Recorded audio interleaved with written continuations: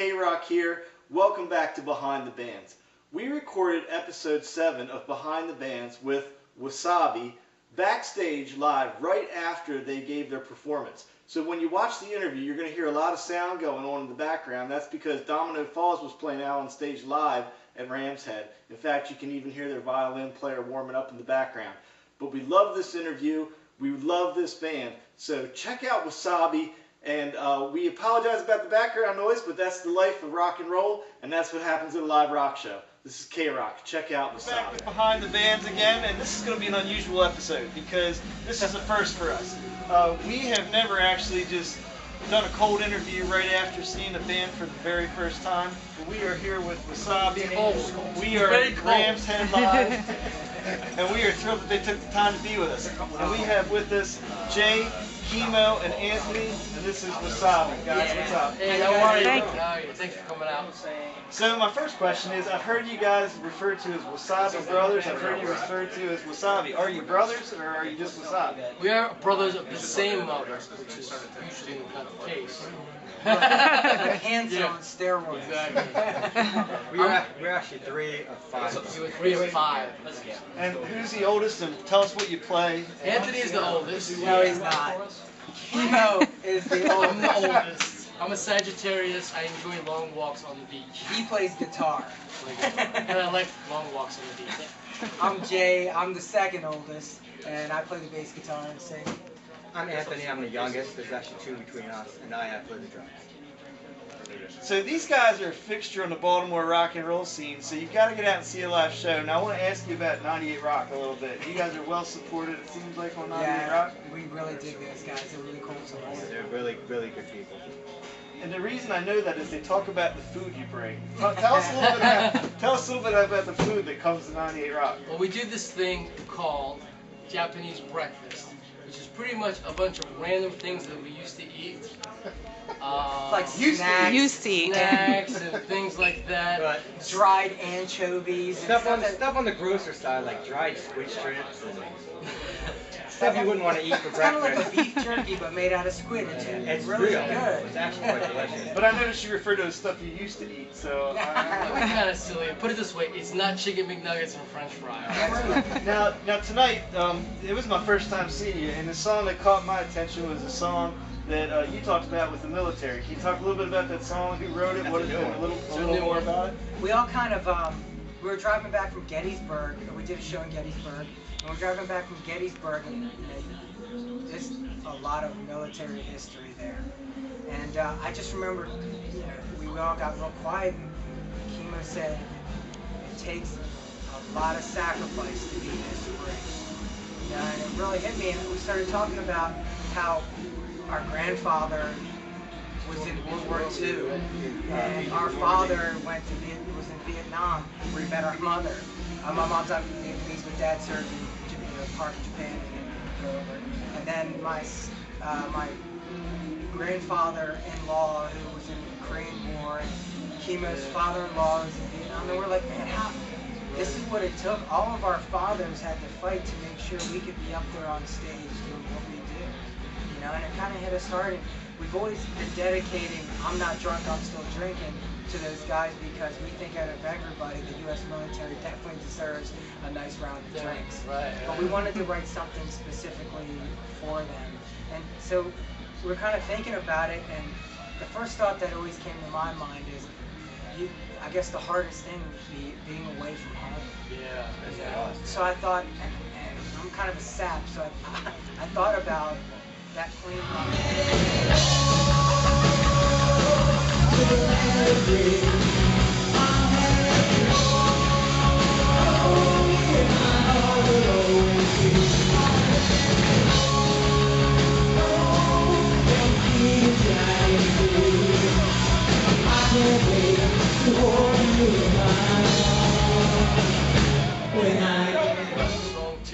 None of us have served in the military, but a lot of our grandfathers or great-grandfathers, our father have served. And we will probably never serve in the military, but I think as an American, that if you don't serve in the military, that it is your, what's that? It's your duty to, when the troops come home, say welcome home. Thank you. Thank you. You know, and that's why the song's called Welcome Home. You know, because anybody that comes to our show, we want to let them know, hey, listen, we are up here playing because of what you do, because of your sacrifice. And that's it. And for those of you that watch this program behind the scenes, we'll give a little salute to Miss Mid-Atlantic back there who served in the military as well, so we'll send that out to her. You're welcome. So, Thank you very much. So we've seen the live act now. We know about some of your originals. Is there a CD that we can buy? Is there one in the works? Is there one out? Where are we at with Talk that? to me, Jay. We have one in the works. All of our music is downloadable through www.wasabiband.com, and it's free. Just join our mailing list and you can have all of our tunes. We'll be adding new songs to it as we go, and hopefully eventually we'll have a full-length CD for everybody. And we have a lot of songs that we've written, and the ones that you're hearing are the ones that we think are best for everybody right now. I believe there's songs that I think that are phenomenal that we just have in the back burner. You're about, what, 30-something songs? Yeah, a lot of songs. But they range from so many different genres that I don't know if people today would appreciate it as much maybe a little down the road. So we kind of push that in the back, pull these up front. Very intricate, heavy songs Yeah. about life and divorce and losing everything.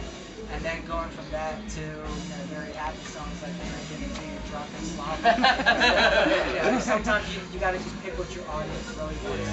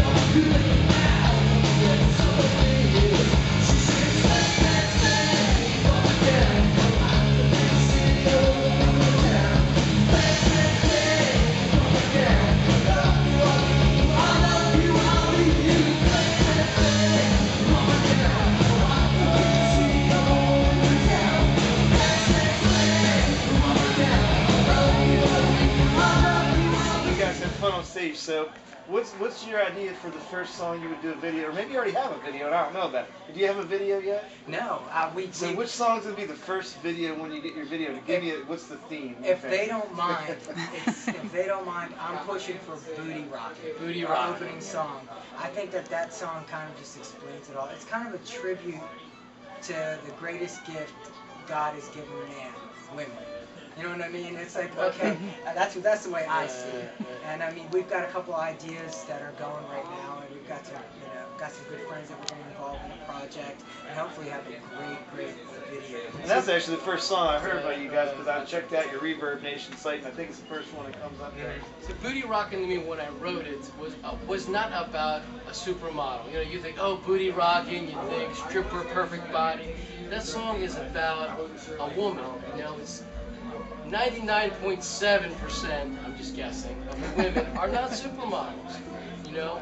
And being somebody with experience, you learn, when you're 18 you think, oh, I want to be with a supermodel, and you wait and you wait and you wait, and the supermodel never comes, right? Next thing you know, you're 27 and you're like, I missed out on life. And you know why? Because your perspective on women is completely different. You're thinking Hollywood. You're thinking, you know, sweeps. You know, sometimes every guy out there to do that. You know, go out with somebody you might think is 0.7% less beautiful than you would go out with.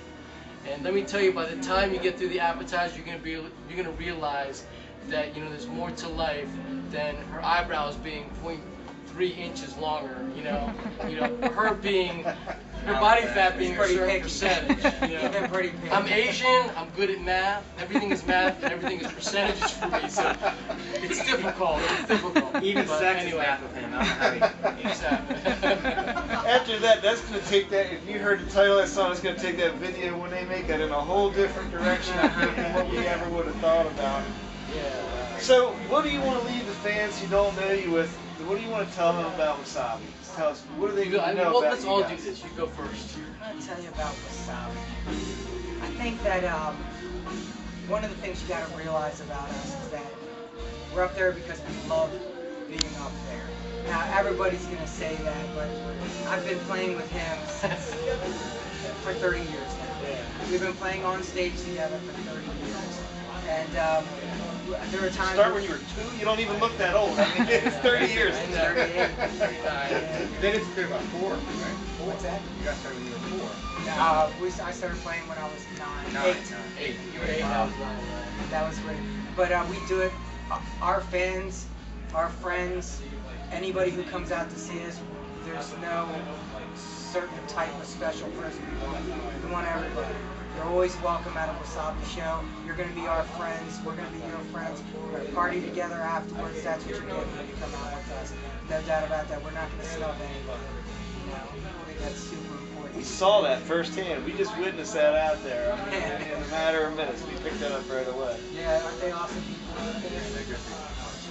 My big thing is, we may look like we're from the big city. We look like we're from the big city. You're like, wow, look at these guys. They're rock stars. They're huge. Everybody loves them. But when we come off the stage, we're from a little itty bitty town. Everybody's from a little itty bitty town. And we cherish that thought. We cherish. That's what we bring to the stage. We don't bring, hell yeah, we're rock stars. We bring, you know what? We're the little guys, Just like you. We're just like everybody, and we hope for the best. We love playing music, and if it takes us to Mars, it's great, If it takes us to West Baltimore on a bus, we're cool with that too. We just love what we do. For me, I guess Wasabi is kind of like an injection. I want that our energy that you see on stage, more of them than me, because I'm stuck pacing to a drum kit. I want that to go from them to you and to the people behind you. So by the time we're done playing our song, you're jumping around, going crazy, and you didn't think you were going to do that before. That's what makes me happy when I see us play our first song, and people I don't even know are going nuts. That's higher than any drug you could possibly ever take. He's done a lot of drugs. He doesn't even drink. He doesn't even drink. I'm angelic, but I don't drink or do drugs. We have been instantly impressed with Wasabi. We want to thank them for having us at Rams Head tonight. We especially want to thank them for being on Behind the Bands. And go and check them out live. You got to see it. They bring a following with them. We noticed that right when we got here tonight. We started seeing the Wasabi shirts early. So go check them out live. You won't be disappointed. This is K-Rock for Behind the Bands.